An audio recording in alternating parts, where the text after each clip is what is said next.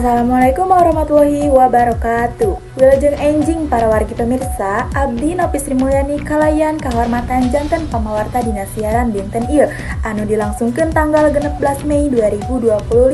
Dina kesempatan ieu abdi bade ngiring nyanggakeun hiji warta utama ngeunaan kaayaan ekonomi nagara urang.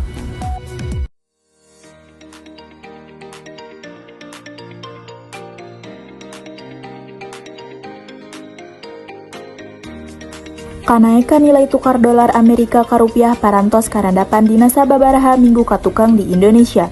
Kajadian ieu nyababkeun harga barang impor naik, utamina minyak mentah sareng beas, nu akhirna mangaruhan kana biaya produksi jeung kahirupan sapopoe warga.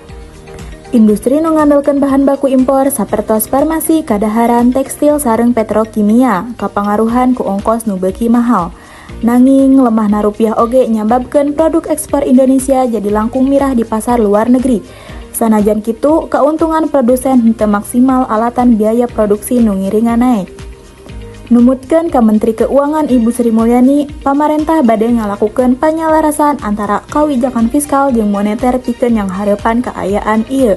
Samentawis eta, masyarakat diimbau sangkan leuwih milih produk lokal, henteu nyimpen dolar, jeung ngandukung kegiatan ekonomi di jero nagara. Pamakean transportasi umum oge dianjurkeun pikeun ngirit bahan bakar minyak.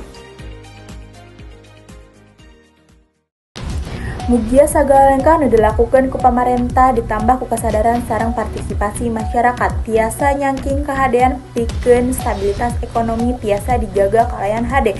Abdi Nopi Sri Mulyani ngahaturkeun nuhun kana perhatian. Wilujeng enjing. Wassalamualaikum warahmatullahi wabarakatuh.